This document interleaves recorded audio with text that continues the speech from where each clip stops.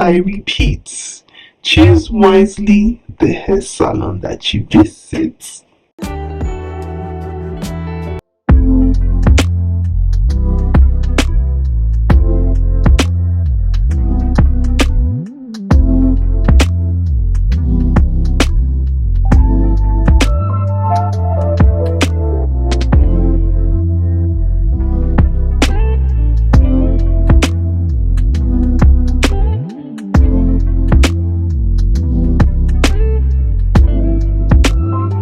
Welcome back to my channel. My name is Angie. If you were new here, you're absolutely welcome to my channel. I hope you join the crew, the family. This is a beauty lifestyle business channel, so if you think you'll enjoy content to do with those three things mentioned, then please subscribe.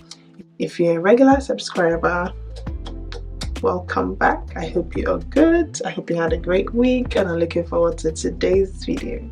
So today I'm going to be talking about mistakes that we make in terms of our hair. One of the worst mistakes that we make. If you love hair care, you love taking care of your hair, then this video is for you. Keep on watching. Afro hair lady, Afro hair woman, Afro hair queen. Let's remember that our hair is unique. Our hair is special. Our hair is not a punishment. Our hair is a blessing. It's a gift from God, right? It's a gift from God. Sorry guys. It's a gift from God. So I know that most of us growing up have felt like our hair was or is and still is some sort of punishment. Trust me, it can get quite frustrating taking care of Afro hair. But with time, and as you grow older, as you find out more about hair care, hair types, and things like that, you start to find that your hair feels better. Your hair care routine improves, and your hair feels much better than it used to when you were a little girl, right? So yeah, just wanted to put that out there. Afro hair is not a punishment, it is a blessing. Okay. So my first thing I would say that is one of the mistakes that we make is shampooing our hair too much, washing it too much. So imagine I don't even know what example I could give now. Let's just say we know shampoos, we know what they contain, right? And some shampoos are quite natural, like very mild, all natural ingredients in them, so they don't really strip your hair out. They just help you clean the scalp, and at the same time, of course, your hair strands as you wash the shampoo off, right? And then there's some shampoos that are very harsh because of the ingredients in them, the sulfates in them, and other chemicals in them. They can strip your hair, they can strip your scalp as well. They can trigger things like dandruff, and you just be itchy, but you don't realize that it's because your scalp is dry or has been drained out of its natural moisture. So try and avoid shampooing your hair too often. Give your hair some time. If you feel like, let's say you washed your hair last weekend, right? And it's now a new weekend and you feel like your hair is still quite clean. I mean, you can tell when your hair is dirty and when it's quite clean and when it's okay, right? So if you feel like your hair is still quite clean, then just leave it. You know, you don't have to wash your hair all the time. Then give it another week and then you can wash your hair. Except you start to feel a bit uncomfortable and a bit itchy and dirty on your scalp, or if you can smell, you know, get the whiff of your hair, then please wash it. But just try not to wash your hair too often. Don't wash it too much. So I just want to put it out there. These are my personal, I'm sharing personal tips. So I'm not a hairstylist. Disclaimer, I am not a hairstylist. I am not a hair doctor, or I'm not a trichologist, or whatever you want to call them now. I am just a young lady who loves hair and is passionate about hair, and I'm learning as I go on as well, because I also own a hair company. So I'm also learning from the experts. So I'm bringing you tips from my experience and based on what I'm also learning along the way. Okay. So the second point to be I know most of us, or a lot of ladies now, do co-washing. Co-washing is good, can be good, but at the same time I think we need to be careful when we co-wash our hair, simply because imagine you are wearing braids, for example, right? Maybe not even, maybe cornrows, you're wearing cornrows and you co-wash your hair today, and then, or maybe you shampoo last week again, right? And then you decide, oh, you want to co-wash. You shampooed your hair before you did your cornrows, and then week 2 comes and you feel like you want to co-wash your hair. Fine, you can, but I would not suggest doing that when you have cornrows in, especially if the cornrows are pretty tight. Why? Because you can end up having the leave-in, or the conditioner, not the leave-in, sorry. You end up having the conditioner sitting in your scalp because you may not be able to get to the bottom. So you know how cornrows are literally, when they're done, they feel like they're stuck to the scalp, right? Of course, not excessively tight, but like they're kind of clinging to the scalp. So imagine something is now poured into it, right? And then it's stuck in between the cornrow and the scalp, and it's just there. What's going to happen? It's going to end up stinking. It's going to end up building up into things like mold. It's going to end up building more bacteria. It's going to make you feel a bit more itchy than you would have felt if you didn't do it, right? So let's be careful when we say co-washing. Let's be careful when we're doing co-washes. If your hair is out, like mine is out now, of course you can do it. I can do it. I know I can easily wash it off, right? I know that my hands can get through every single portion of my hair. But when it's in cornrows, you need to bear in mind that it's in cornrows, so I might not be able to get to the very bottom of it. So let's be mindful of that too, okay? So another thing I would say would be, one mistake that we make is not giving our hair a break. So our hair, someone like me, I like to change my hair. Well, I always wish I could change my hair very often, but at the same time I know that I have to give my hair a break sometimes. So try to give your hair a break. Imagine going from style to style to style to style to style to style, not getting any breaks. You know, eventually your hair will let you know that it's tired. Your hair will start to break. Your hair will become weak because you're not really letting it breathe. You know,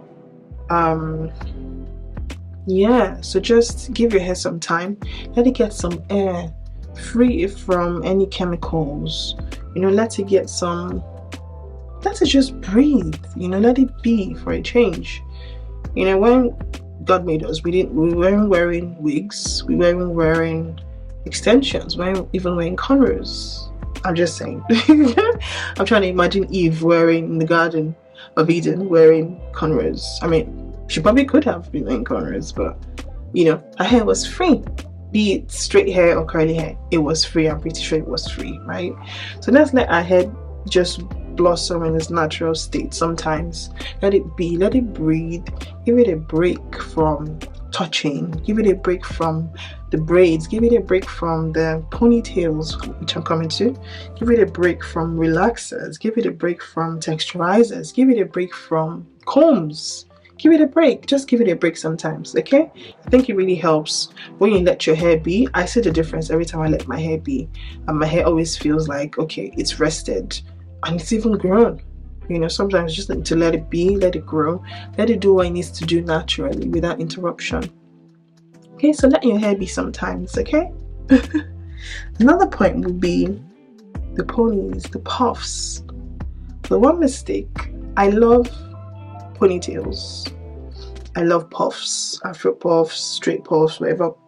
Well, afro puffs or straight ponytails, curly ponytails, or whatever you want to call them. They're beautiful hairstyles, trust me, they are lovely. I really love them, right? However, I always have to remember that it can put a lot of tension on the scalp and the hair. So like my hair today is in a sort of afro puff, as you can tell. So for the last 2 days, was it just yesterday or 2 days? I'll just say 2 days now. For the last 2 weeks, I took off my other hairstyle over the weekend. So for the last 2 days, I've had a afro puff. So yesterday, for example, it was in the middle, right? But I also, due to health issues, I've lost quite a bit of hair. So I'm also trying to grow back the front of my hair again. If you follow my hair company, you would find out more about my hair story. Hairvetry.com or official hairvetry on Instagram.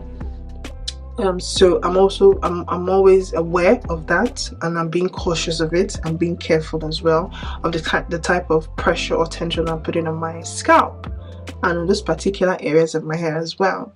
Now, when you're wearing ponytails, we want the hair to be slick, right? Slick, straight, stretched out, gelled up. Amazing, looks beautiful. But at the same time, that is pressure, that is tension, just pulling on the hair. Your face is out there, but then your head is like, you can't move because beauty is pain, you see. But it doesn't always have to be pain. You know, let the afro puff be a little bit loose, you know. Don't let it be too tight that you have a headache from day one.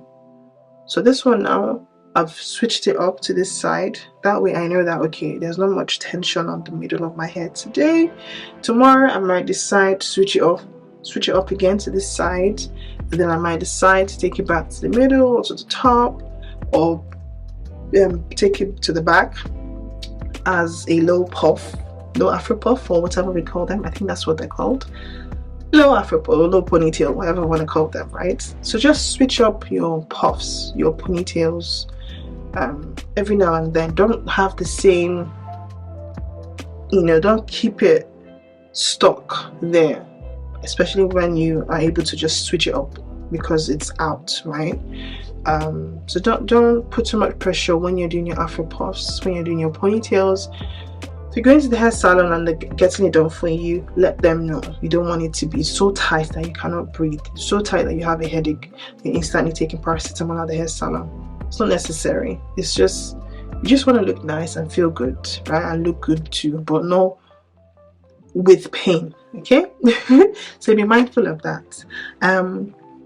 Another point would be crochet hairstyles. So if you, of course, you've watched my videos, you see my channel, whether you're new here or a regular here, you can tell that I've had braids in most of my videos on this channel, and those braids are actually not, I didn't sit down for 7 hours to get my braids done. Those are crochet braids which I've done myself.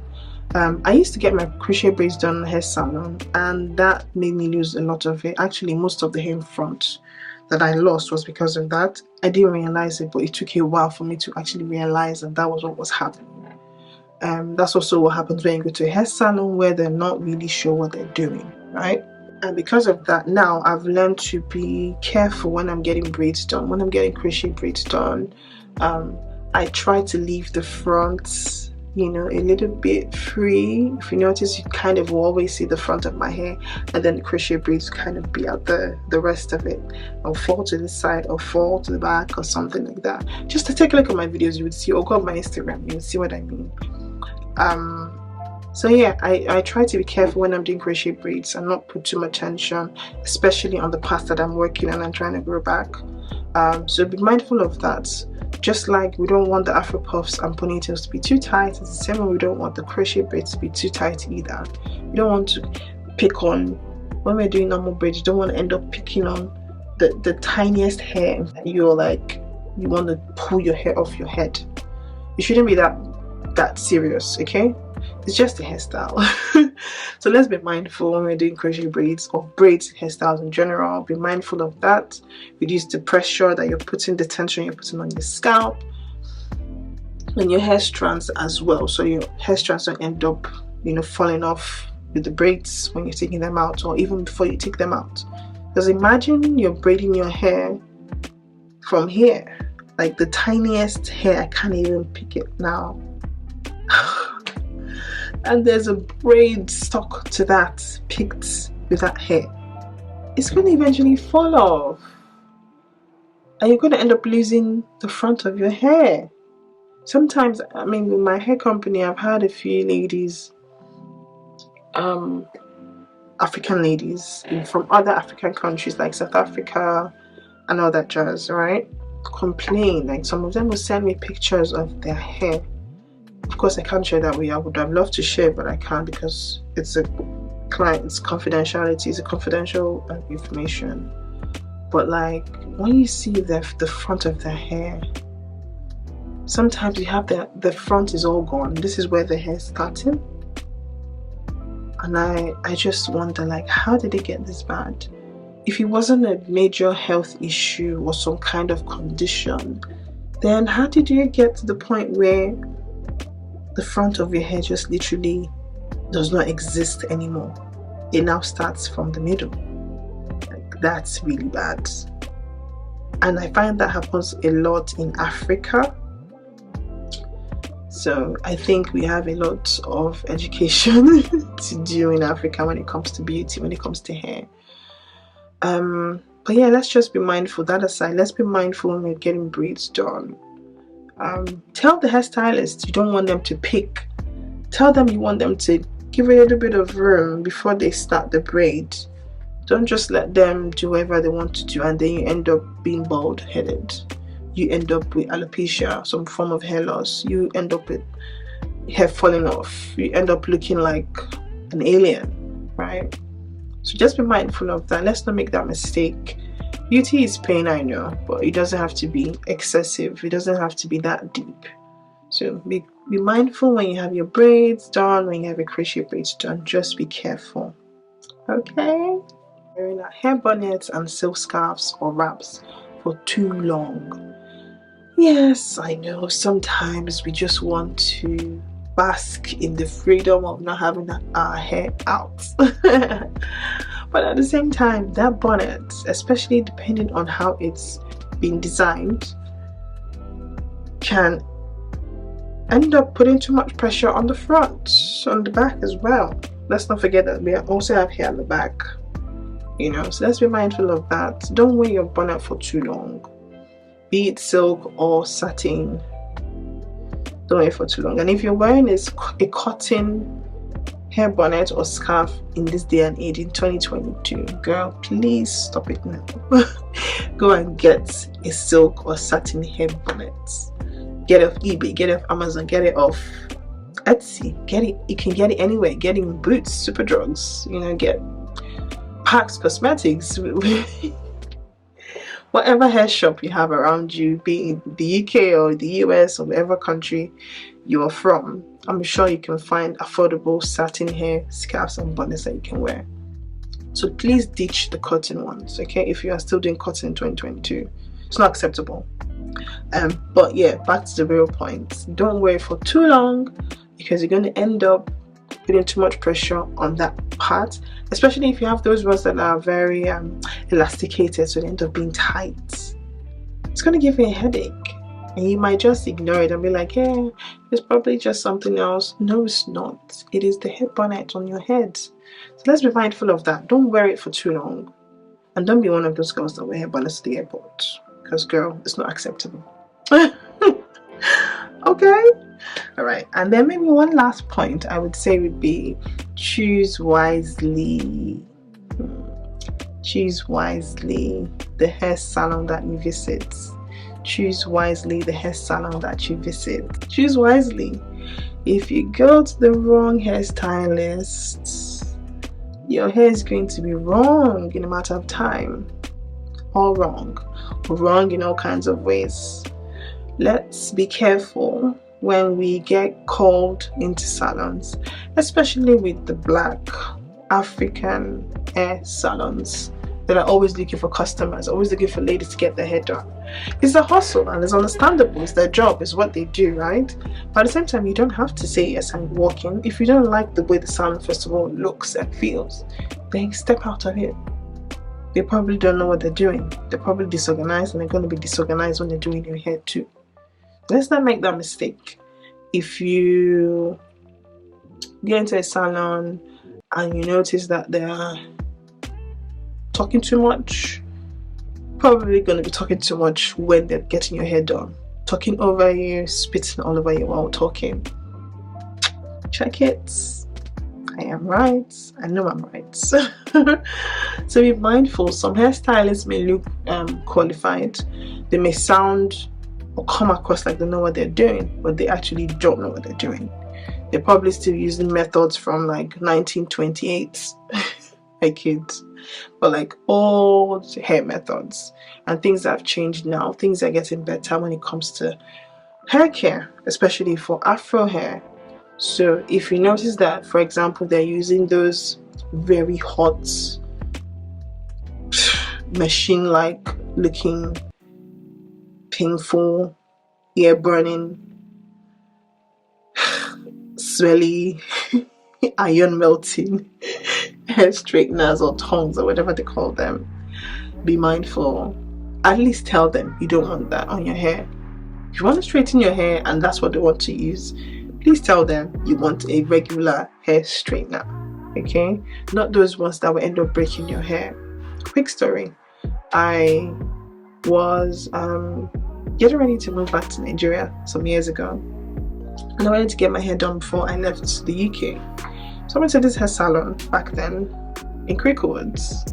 I don't know if they're still there actually, but anyways, I went there, got my hair. I think I wanted to do then my hair was relaxed, so I just wanted them to retouch it and then refresh it and just straighten it out. I think that's what I did. And then this lady burnt my ear with those iron melting, ear burning straighteners. And you know, she did not tell me.